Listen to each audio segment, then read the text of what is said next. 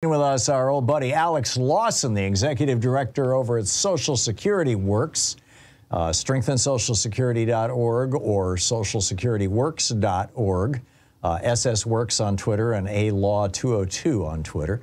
And Alex, welcome back to the program. 217 Republicans just voted to cut Social Security is the headline. Tell me about this.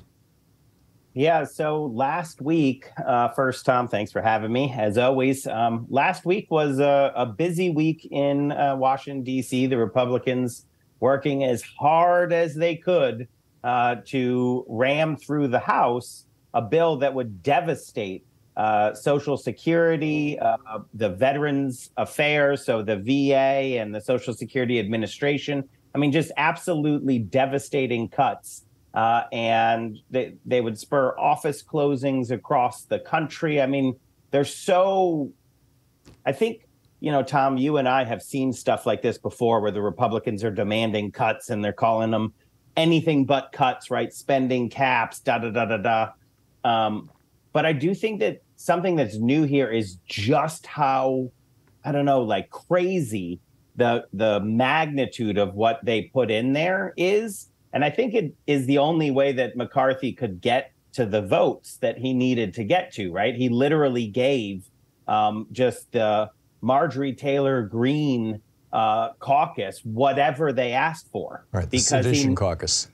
The sedition caucus. Yeah. You know, he knows that this is dead on arrival in the Senate.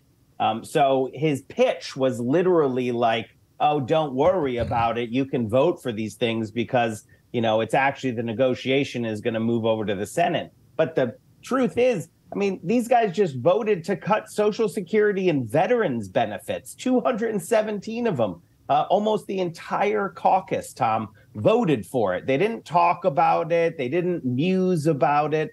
They put their name affirmatively on the vote to pass it out of the House. Let's hope the Democrats have enough political common sense to turn this into ads for all 217 of them, because every single one of them is standing for re-election a year from November. Absolutely. So I hope, and there's every indication that that is going to be the case. We're going to do what small part we can at Social Security Works to lead the way. We've got a billboard up in Rep. Valadeo's district, which is in California, California 23, and that's one of the, there's a bunch of districts, Tom, as you and your listeners know, they're Biden districts. So they're districts that voted for Joe Biden. Yeah, there's like 18 of them, right?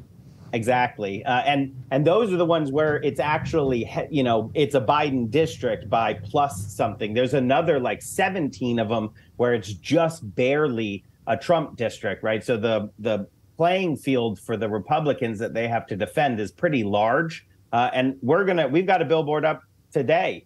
Rep. Valadeo voted to cut Social Security and veterans benefits. Call and then his local office number. We've already got a protest planned for next week where we're going to get seniors and veterans down to his office. And I feel like the moderates, Tom, I don't really get why they were so blasé about voting for this. Did they not think that there'd be a huge reaction, that it was something so out of step with their district?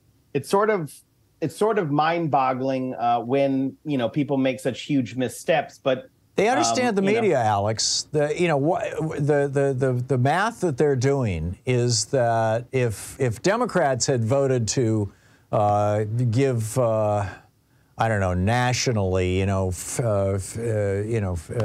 vacations to Disneyland or something, whatever, just any kind of random thing that you could say, hey, that's pretty weird, it would be national news. But when Republicans vote to end Social Security or gut Social Security in this case, I watched a bunch of the Sunday shows this weekend, and I didn't even see it mentioned on any of them. The Republicans knew that the American, mainstream corporate press is not going to call them out for trying to gut Social Security, because most of the American mainstream corporate press is owned by people whose first loyalties are to the Republican Party. So unless I missed something, I mean, tell me, do you know of any national media outside of maybe, a single mention on Joy Reid or Chris Hayes on MSNBC that really made a big deal about this? And even they, I just haven't seen it anywhere. Yeah, I've long passed the time when I'm waiting for the corporate media to tell our story, Tom. Sometimes they do when we, box them in. But you're right. I mean, like when you're watching corporate media, you got to watch the commercials in between the show and remember that that's who runs the show. Those are the bosses, are the people who put the commercials on. Pharma, big insurance. So, I do think you're right that the corporate media is not going to run with this that much. But there is another angle to it, which is the White House. President Biden continues to hammer on this. He sees it really clearly. He's pushing a clean debt ceiling raise, and he's doing it by attacking the Republicans on their plans on Social Security and Medicare. And we're seeing the same thing out of the Senate, with Chuck Schumer saying that's where he is as well. So I do think that is getting media attention. And as long as the Democrats stay on on offense here and just keep hammering away at what the Republicans have done, where there's been little moments is when the Republicans, cry out in terror or anger that they're being called out for doing exactly what they are doing. Right. There was, from the House floor, they're saying, why are you accusing us of cutting veterans benefits?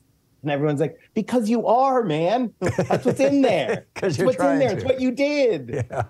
So Alex, you said you've got a billboard in the district of one of these 18 Republicans who are in a district that voted for Biden. We had a conversation. I had a conversation with a caller last week who was calling up and asking, pardon me, I had to sneeze, who called up and was asking, what does it cost for a billboard? Is this something we can do?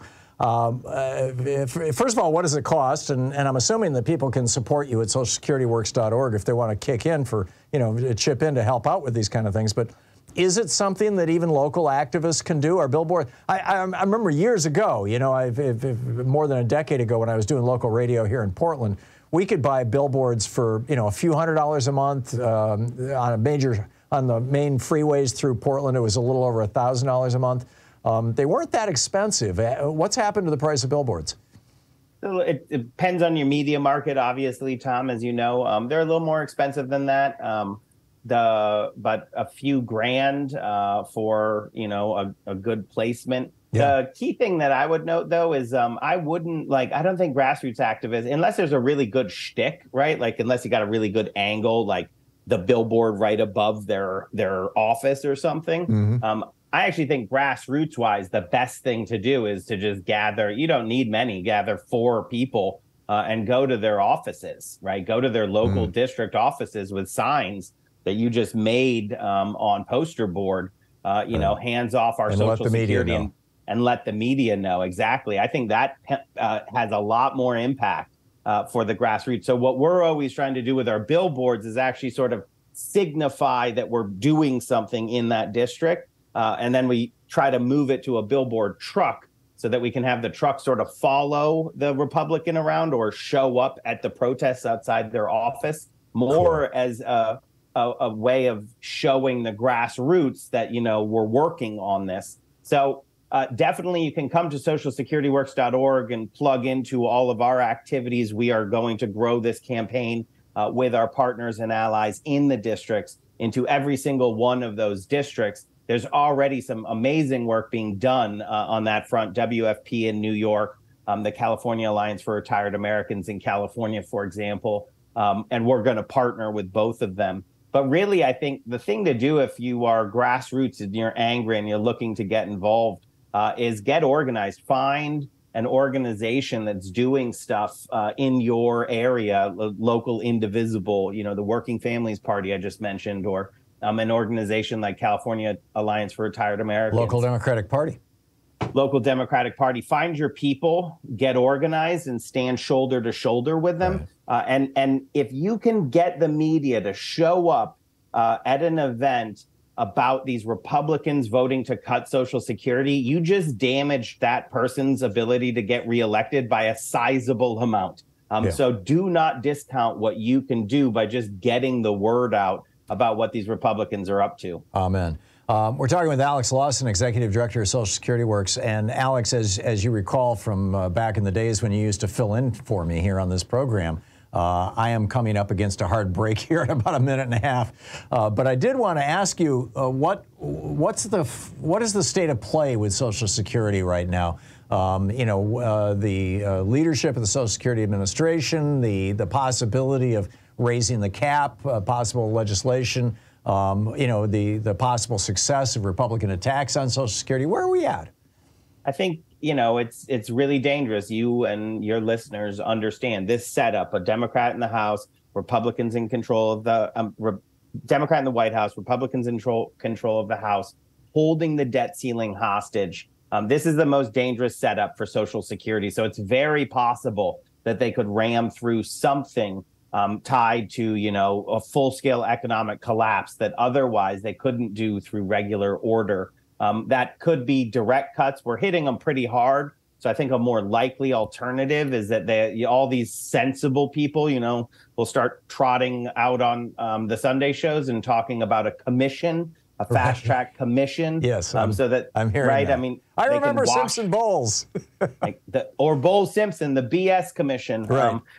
So those are real threats to Social Security right now. Again, the Biden White House has rejected those. He called the Bowles-Simpson Commission idea, Romney's Trust Act, he called it a death panel. So that's pretty significant.